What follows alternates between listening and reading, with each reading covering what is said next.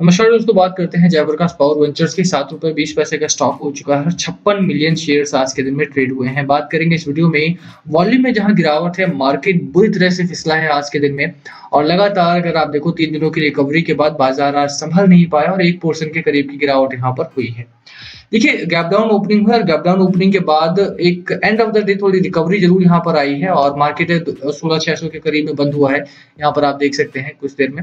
But yes, अब बाजार में कुछ स्टॉक्स के अच्छे दिन आ रहे हैं। उनमें से power sector is one of them और मेटल सेक्टर आज देखो शाइनिंग पे रहा, सेल हो गया, व्हील हो गया। ये इन स्टॉक्स में आज एक अच्छी रैली आई है।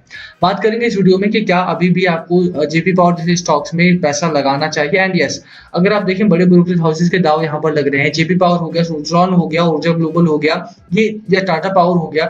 इन स्टॉक्स में एक अच्छी रैली बनी है। आप जाकर के देखो टाटा पावर में या फिर सुज़लॉन हो गया, इन स्टॉक्स में लगातार रैली है। और जेपी पावर में भी अगर आप देखो हफ्ते की शुरुआत अच्छी हुई थी, आज एक स्लाइट गिरावट यहाँ पर हुई है। मैं बोलूंगा वोलेटिलिटी बहुत कम रही है और संभला है स्टॉक। ऐसा नहीं कि बहुत ज्यादा गिरावट है, बट हाँ संभलता हुआ बाजार दिखाई दिया है। क्या यहाँ पर खरीदारी करनी है, कितना टारगेट आपको रखना है, बने रहे बाजार में या निकल जाए, बात करेंगे इस बारे में। चलिए शुरू करते हैं, बट उससे पहले अगर आप चैनल पे नए हो तो प्लीज चैनल को सब्सक्राइब कर दो and hit that bell icon ताकि आपको नोटिफिकेशन मिल सके। चलिए स्टार्ट करते हैं। सबसे पहले बाजार की बात करें, देखिए और डेली चार्ट पैटर्न में आपको जेपी पावर को दिखा देता हूँ यहाँ पे, क्योंकि दोनों ही चीजें बहुत इंपॉर्टेंट है। वॉर होता है तो वॉर में 2-3-4 सेक्टर जो है वो बहुत इंपॉर्टेंट हो जाते हैं and power sector is one of them. Metal sector is another. तो मेटल सेक्टर में आज रैली आई है, आप देख सकते हैं सेल हो गया, बहुत अच्छा भागा है आज का। नाल्को हो गया 5% के करीब रैली आई है, जबकि बाजार आपका बुरी तरह से फिसला है। 3.5% गिरावट बाजार में हुई। उसके बावजूद भी अगर आप देखो तो मेटल सेक्टर में काफी बढ़िया रैली है। कोल इंडिया देख लो, पावर सेक्टर का है 8.5% रैली और लगातार दूसरे दिन ऐसा हुआ है। टाटा स्टील 5% भागा, हिंडल्को 3.5-4% के आसपास की रैली आई है। तो देखो जो सेक्टर वाइज है इस समय कंसोलिडेट कर रहा है आपका सेक्टर वाइज, यहाँ पर रिकवरी में है आपका। तो कहाँ पर कितनी खरीदारी करनी है इसका फैसला तो हमें करना है। ये साथ में हमें ये भी देखना पड़ेगा कि अपकमिंग सेक्टर कौन से हैं जहां पर आपका पैसा आने वाले दिनों में बढ़िया बन सकता है और उनमें से एक सेक्टर है आपका जेपी पावर या पावर सेक्टर। ठीक है, रैली स्टार्ट हो चुकी है, बस आपको डिसाइड करना है कि कहां पर कितना पैसा और कितने दिनों में आपका बन सकता है। बाजार की बात करते हैं सबसे पहले। देखिए बाजार में क्या रहा कि पहले मार्केट ने अपर रेंज पकड़ी थी और अपर रेंज में यहाँ पर थोड़ा वोलेटिलिटी में था। यहाँ से ब्रेकडाउन करके नीचे आया आपका स्टॉक। अब मार्केट पूरा का पूरा और अभी ये निचले रेंज में ट्रेड कर रहा है। निचले रेंज में कब तक रहेगा देखने वाली बात होगी, क्योंकि प्रॉब्लम्स अभी भी बाजार में है। चाहे वो वॉर की प्रॉब्लम हो आपके सामने, चाहे आप मान लो कि ब्रेंट क्रूड ऑयल के प्राइसेस बढ़ रहे हैं लगातार, उसकी समस्या रही हो, चाहे आप थर्ड रीजन मान सकते हो कि महंगाई बुरी तरह से बढ़ी, इन्फ्लेशन बुरी तरह से बढ़ा है। डब्ल्यूपीआई इन्फ्लेशन इस समय जो है वो 14.5-15% के आसपास पहुंच चुका है। वो एक बड़ी प्रॉब्लम बन सकती है आपके लिए। फोर्थ प्रॉब्लम फिस्कल डेफिसिट की भी है आपके लिए। फिस्कल डेफिसिट भी लगातार बढ़ रहा है आपका। तो अगर फिस्कल डेफिसिट भी बढ़ता है लगातार तो वो एक बड़ी प्रॉब्लम क्रिएट कर सकता है। तो बिल्कुल अगर आपको खरीदारी करनी है मार्केट में, अगर आपको बाजार में पैसा बनाना है, तो इन चीजों को, इन फैक्टर्स को थोड़ा सा लगा के चलना पड़ेगा, थोड़ा सा समझ के चलना पड़ेगा। अभी के लिए करना क्या है भैया, मार्केट अगर लोअर रेंज में बना रहता है कोई प्रॉब्लम नहीं, पैनिक नहीं करना है, बेचना नहीं है, बाजार से निकलना नहीं है। जहां तक जेपी पावर की बात है, एक सपोर्ट जोन आपका लोअर एंड पे स्टॉक ने बनाया है अराउंड ₹6.55 के आसपास का।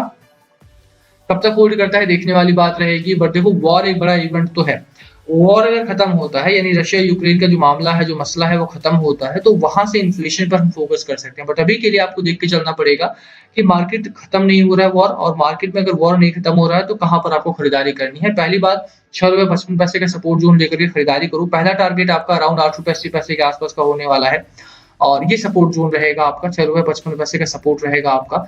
और अपर एंड पे अगर आप देखो तो ₹8.80 का पहला टारगेट है। पहला टारगेट से मेरा मतलब ये नहीं कि आपको यहाँ बेचना है, बिल्कुल भी नहीं। बेचने की गलती आपको नहीं करनी है, होल्ड करो, रखो स्टॉक को अपने पोर्टफोलियो में और उसके बाद थोड़ा सा राइड और करेंगे अपन। Second target would be around ₹10 या ₹11 के आसपास, 10.6 का या फिर ₹11 के आसपास का आप टारगेट यहाँ पर लेकर के चल सकते हैं, ₹11.30 का।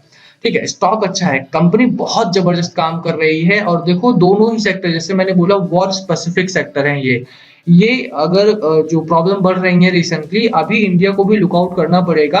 हमें अपने चीजों को, हमें अपनी डिपेंडेंसी दूसरी कंट्रीज पर कम करनी पड़ेगी और शायद यही कारण है। डिपेंडेंसी ही एक रीजन है जिसकी वजह से कोई भी दूसरी कंट्री हमला कर सकती है। यूक्रेन बहुत डिपेंडेंट कंट्री था, यूक्रेन में इस समय प्रॉब्लम्स आ रही हैं। रशिया के ऊपर डिपेंडेंसी हमें कम करनी पड़ेगी, हमें ईरान, इराक, सीरिया के ऊपर डिपेंडेंसी कम करनी पड़ेगी। जो मिडल ईस्ट कंट्रीज़ हैं जिनसे हमारा बहुत सारा व्यापार चलता है, उनके ऊपर एनर्जी के लिए कम डिपेंडेंसी थोड़ी-सी कम करनी पड़ेगी। कोल इंपोर्ट हम बहुत ज़्यादा करते हैं क्योंकि हमारी पॉपुलेशन बहुत बड़ी है और है ना हमारा एनर्जी कंजम्पशन लगातार बढ़ा है। हालाँकि गवर्नमेंट ऑफ इंडिया ने मोदी साहब ने बोला है कि 2050 तक हमें 50% ऑफ एनर्जी कंजम्पशन जो है वो रिन्यूएबल पार्ट से आएगा, बट उसके लिए भी हमें खर्चा बढ़ाना पड़ेगा और यही मौका है देखो। अब वॉर ने एक सिग्निफिकेंस बता दिया है, वॉर ने एक डायरेक्शन दे दिया है कि नहीं आपको करना ही पड़ेगा, अदरवाइज़ वॉर होगी और आपको सरेंडर करना पड़ सकता है। इसी वजह से मुझे लगता है कि इन सेक्टर्स में आप अग्रेसिव बाइंग कर सकते हो कहीं न कहीं। अभी के लिए थोड़ा कॉशियस रहो, बट बिल्कुल खरीदारी करनी है। ₹8.80 ब्रेकआउट करता है तो यहाँ पर ₹11.30 के आस-पास के टारगेट आपको आएँगे। बेचना ₹11 पे भी नहीं है, कम से कम जेपी पावर मुझे उम्मीद है कि ₹80 ₹90 तक आपका जा सकता है। आने वाले 1 साल, डेढ़ साल में। बिल्कुल आपको यहाँ खरीदारी करनी है, बिल्कुल आपको यहाँ पर रुकना है। लोअर एंड पे अब अगर आप देखते हो तो यहाँ पर 40 पॉइंट्स के आसपास का आरएसआई है। मैकडी आपका न्यूट्रल टू बुलिश पैटर्न में आ रहा है धीरे-धीरे करके। जिस तरह की रिकवरी यहाँ पर बनी है पिछले 2 से 3 दिनों में, 4 दिनों में, इस जो मैकडी है उसमें सुधार आ रहा है। तो स्टॉक अभी भी न्यूट्रल ज़ोन में है, बट सुधार यहाँ पर टेक्निकल पैटर्न में हुआ है रिसेंटली। तो बिल्कुल यहाँ पे खरीदारी के पर्सपेक्टिव से आप देख सकते हो। जहाँ तक डिलीवरी की बात है, डिलीवरी आप देखो 33%, उससे पहले 69% की डिलीवरी गिरावट के बाजार में है, 69% डिलीवरी। उससे पहले 50%, उससे पहले 56%, उससे पहले 44%, बिफोर दैट 33%, बिफोर दैट 51%। तो एवरेज भी अगर आप लगा के चलो तो 40% से ऊपर की डिलीवरी है यहाँ पे। More than any other stock, ठीक है? किसी भी स्टॉक में आप उठा के देखो, इतनी अच्छी डिलीवरी आपको नहीं दिखाई देगी। बिल्कुल आपको मुझे लगता है खरीदारी करके चलना चाहिए इन स्टॉक्स में। थोड़ा पैसा आपको यहाँ पर लगाना है, रिस्की है, मामला रिस्की है आपके लिए बिल्कुल। मैं अब ये नहीं बोलूँगा कि नहीं यार आप पैसा लगाओ, रिस्की नहीं है, रिस्क है। स्टॉक में रिस्क है, बट रिस्क है तो पैसा भी है यहाँ पे। हाई रिस्क, हाई रिटर्न वाला स्टॉक है आपका ये। रिस्क इन द सेंस ये है कि थोड़े दिनों के लिए ये प्राइस करेक्शन नहीं करेगा, बट टाइम करेक्शन यहाँ पर इस रेंज में कर सकता है। मार्केट जैसे ही रिकवरी में स्टार्ट होगा, ये स्टॉक आपको 11 नहीं 110 तक का भी ट्रेड करेगा, तो बिल्कुल यहाँ पर पैसा लगाना है आपको। जहाँ तक फंडामेंटल्स की बात है, मुझे इस कंपनी के फंडामेंटल्स काफ़ी ठीक लगते हैं। कंपनी प्रॉफिट मेकिंग है सबसे बड़ी बात। 107 करोड़ का आपको यहाँ पर नेट प्रॉफिट ला करके दिया था।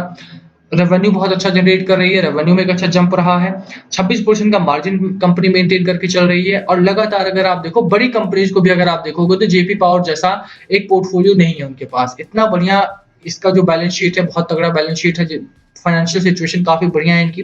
उसके बावजूद भी आपको ये स्टॉक ₹7 ₹8 पे अवेलेबल है। बिल्कुल खरीदारी करके चलो। बाजार को लेकर के बहुत पैनिक नहीं करना है। मार्केट में जो खबरें हैं, चाहे वो तेलों की हो, बर्कशायर हैथवे ने बोला कि they have predicted the price की यहाँ पर $115 पर बैरल तक जाएगा और वो जाएगा, इसमें कोई दो राय नहीं। जिस तरह से वॉर के ऊपर बहुत खर्च हो रहा है, खर्च बढ़ेगा तो इन्फ्लेशन, ग्लोबल इन्फ्लेशन बढ़ेगा आपका।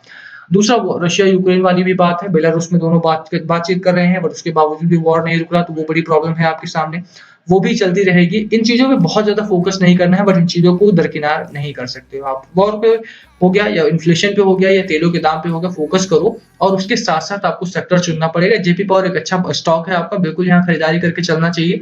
एफआईआई डीआई का डेटा काफी ठीक है, डीआई ठीक ठाक खरीदारी यहाँ पर कर रहे हैं, डरो नहीं, बाय करो और एकदम बिल्कुल अच्छा मौका है आपके सामने, ठीक है? खरीदारी करने की मेरी सलाह रहेगी आपको यहाँ पे। बाकी लास्ट कॉल मस्ट बी क्या है आपकी स्ट्रैटेजी स्टॉक को लेकर के, प्लीज कमेंट करके शेयर करना। वीडियो को यहीं खत्म करते हैं, पसंद आए तो लाइक करना, चैनल पे नए हो तो सब्सक्राइब किए बिना मत जाना। Thank you for watching and please comment below अगर पूछना हो तो। Thank you.